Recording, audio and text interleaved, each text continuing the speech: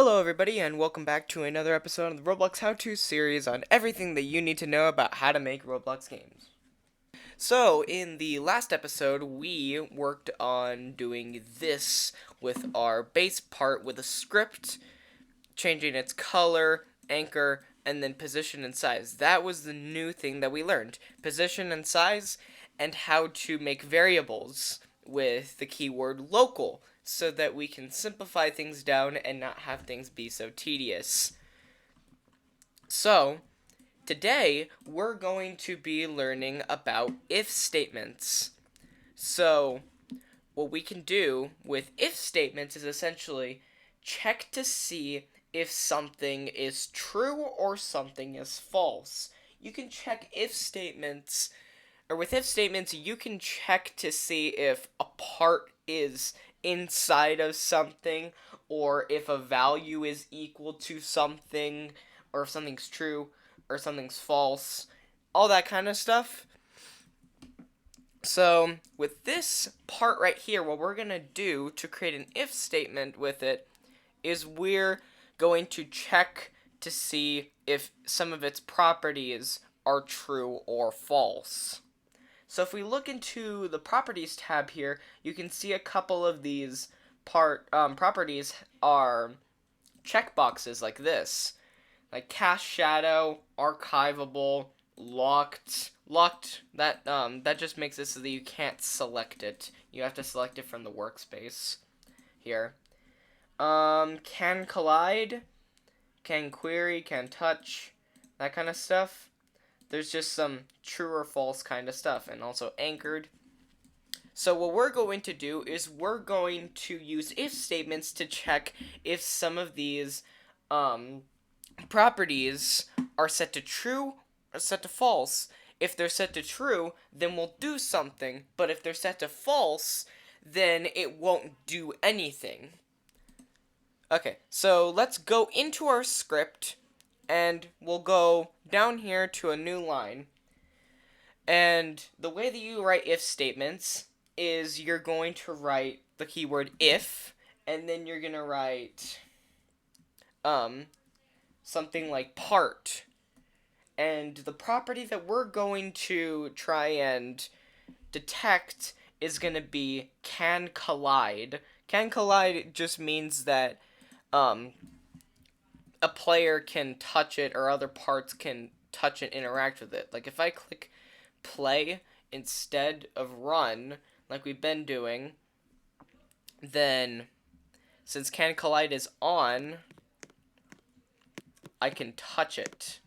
But if can collide was off, I would be able to pass right through this. And if this part isn't anchored, it would also fall through the world since it has no collision with anything at all. So we want to check if it can collide with things. So part dot can collide, so we can get the property. And one weird thing with if statements is that if you want to check if something is equal to something, you don't just put a single equal sign. You have to put two equal signs like that. So if part dot can collide equals true, and then you write then, and when you hit enter, it should create an end here. So everything that is in between this if part and end is the code that will run if part.can collide is equal to true. Anything, like if I put something outside of here, it would run regardless if it was true or false since it's not located inside of the if statement. So, what we can do is we can also learn a new thing called printing. So, print statements, essentially what they do is it allows you to send a message to the output right here. So if I wanted to print monkey, if can collide is equal to true, which it is right now, if we can even search it up, can collide is equal to true. So this should work, and it'll print monkey in the output. So right there, printed monkey. Now, if we change this to be false, then monkey would not print, since, well, can collide is not false, so it won't run the code inside of the if statement. That's a really useful one for debugging printing. Like if a part of a script isn't working and you need to figure out what part of the script isn't working, you can put print statements here and there, and you can figure out which ones print, which ones don't print, and you can base those print statements off of trying to identify the issue. So, we could set this back to true, and what we could do is we can do more than just printing things. We could do literally whatever we wanted inside of here. We could change the whole set of properties we have here if can collide is equal to true. Like instead of the color being a bright red, we could set it to be like a purple. If we set it to something like that, boom, we could set part.anchored to be false instead of true. And we could change its size to be, let's just say we want it to be really, really big, like 100 by 100 by 100, super duper big, so we'll have a big purple cube. And then we could set its position. We could set the part's position to be high up in the sky. Part.position equals vector3.new, and then something like 0, 1000, 0. So if can collide is true, then it'll run this. But if can collide is false, then it won't run it. So if I set can collide to true, which it is right now, and we hit run,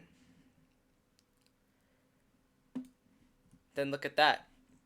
It's not anchored, it fell, and physics are applied to it, and it's purple, and it has a massive size. Now, if we instead change this to false, it should just run this, and none of this will run right here.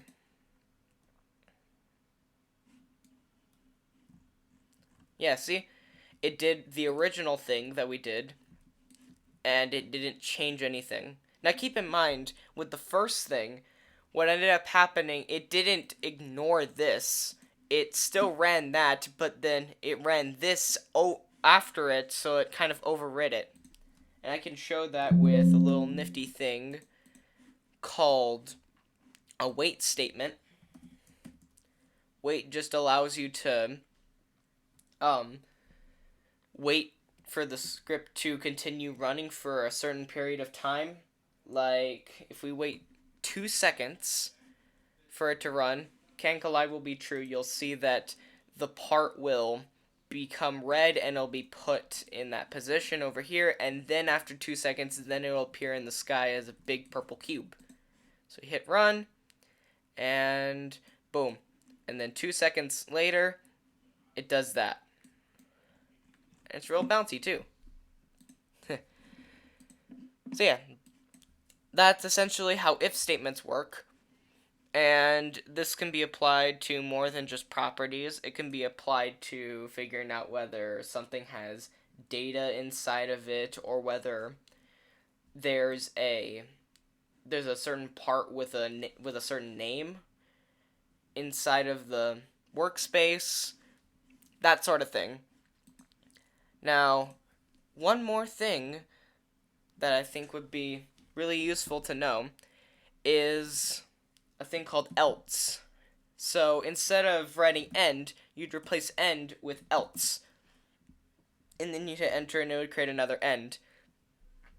So essentially what else does is, if part.canCollide is true, then it runs this. But if it's false instead of true, then it'll run this. So if this is true, do this, else do this. So we'll just create another set of properties here. Actually, what we could do is we could just take this and we can move it into here.